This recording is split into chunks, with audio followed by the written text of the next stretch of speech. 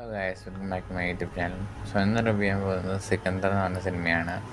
നമ്മുടെ സൽമാൻ ഖാനും രശ്മിക മണ്ടേനുമുള്ള സിനിമയാണ്.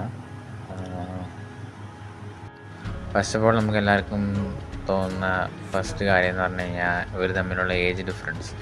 രശ്മിക മണ്ടേനും സൽമാൻ ഖാൻ തമ്മിലുള്ള ഏജ് ഡിഫറൻസ്, അവർ തമ്മിലുള്ള മാച്ചും ആ കെമിസ്ട്രി ഒന്നും ഒരിക്കലും ഒരു തരത്തിലും വർക്കൗട്ട് ആവാത്തൊരു കാര്യമാണ്. പക്ഷേ അങ്ങനെ ഒരു പ്രജുഡിസ്, അങ്ങനെ ഒരു മുൻവിധിയിലൂടെയാണ് ഞാൻ ഈ സിനിമ കണ്ടു തുടങ്ങിയത്. പക്ഷേ to my surprise it was an okay movie. ഒരു ഗുഡ് കോസ് എന്ന രീതിയിലാണ് ഈ സിനിമ പോയത്. ഒരു റോബിൻ ഹുഡ്, ഒരു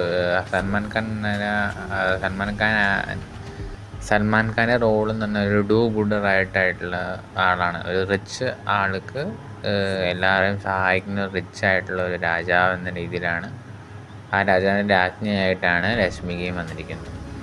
അപ്പോൾ എന്ന് വെച്ചാൽ ആ ഒരു രാജഭരണത്തിന് മോഡേൺ സ്റ്റൈലിൽ കാണിക്കുന്ന ഒരു സ്റ്റോറി. അതേസമയം ഓർഗൻ ഡൊണേഷനെ കുറിച്ചും അതൊക്കെ ഓർഗൻ ഡൊണേഷനെ കുറിച്ചൊക്കെ അതിനകത്ത് കാണിക്കുന്നുണ്ട്. പിന്നെ കറപ്ഷനെ കുറിച്ച് നമ്മൾ ഓൾറെഡി കാണപ്പെടുന്ന, ഇതുവരെ എല്ലാ സിനിമയിലും കാണിച്ചുകൊണ്ടിരുന്ന കറപ്ഷൻ തന്നെ ഈ സിനിമയും പിന്നെ റിപ്പീറ്റ് ഉണ്ട്. അതൊക്കെ ഒരു വീക്ക് പോയിൻ്റ് ആയിട്ട് എനിക്ക് തോന്നി. സോ എൻ്റെ ഒരു അഭിപ്രായത്തിൽ ഈ ഒരു സിനിമയ്ക്ക് ഞാൻ out of 10 I would give 6.5. So അടുത്തൊരു വീഡിയോ ആയിട്ട് വരുന്നതായിരിക്കും. Bye from the after show critic.